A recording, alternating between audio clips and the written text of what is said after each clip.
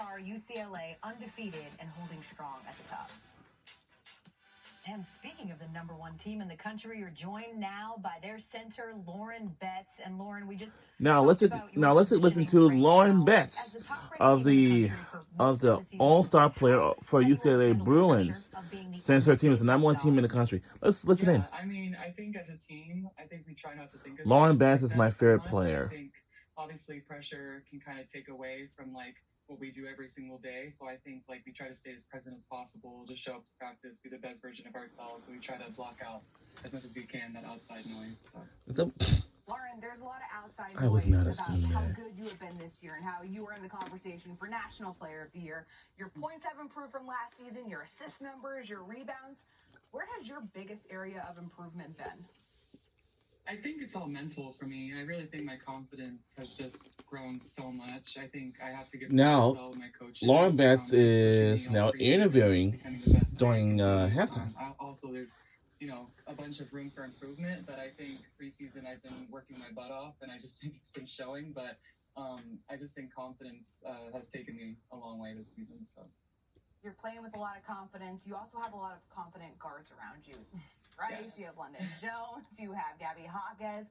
How do they make your life easier down low on the block?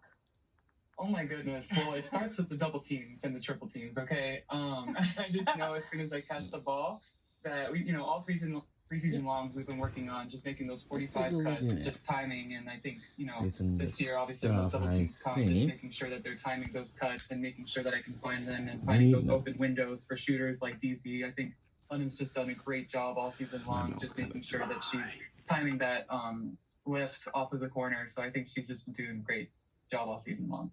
Okay, your team's obviously been doing great all season long. I think your undefeated record speaks for itself. But is there a particular game, Lauren, that you think tested your team enough that it really prompted growth? I think, honestly, it wasn't our best game, but I think Penn State was like kind of a wake-up call for us. And I think we didn't feel as though we played our very best. And I think just watching that film, I think we all just saw like how much room there was for improvement. And obviously being #1 and winning all these games and being undefeated, sometimes it can just take away from like how much room we really have to grow. So I think as a team, we were just like, okay, we're going to hold each other accountable and we're going to just start from scratch almost and just go into practice. And I think, defensively and just crashing the boards consistently, that's something that we've just really been focusing on. Lauren, your team's now been in the Big Ten Conference for almost half a season. What's the biggest adjustment been going from the Pac-12 She's now to the Big interviewing Ten? During the halftime report.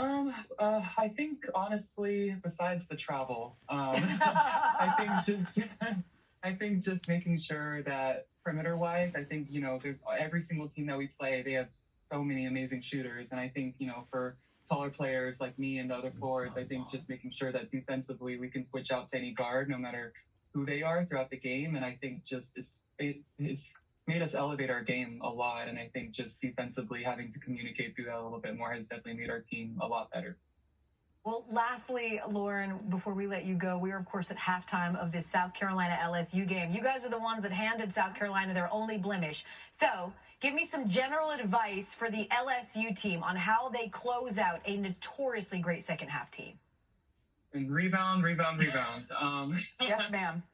Yes. I mean, obviously, second chance points, you have to limit those as much as possible. But I think for us, we really focused on transition defense, just making sure that we sprint back consistently and just make South Carolina a half-court team. But, they like to push in transition as much as possible. So that's something we got to take away. Well, right now, it's UCLA and LSU is the last remaining unbeaten. We'll see if it stays that way. We've got another half on the way. Lauren Betts, thank you so much. Congratulations, and thanks for joining us here. Thank you, guys.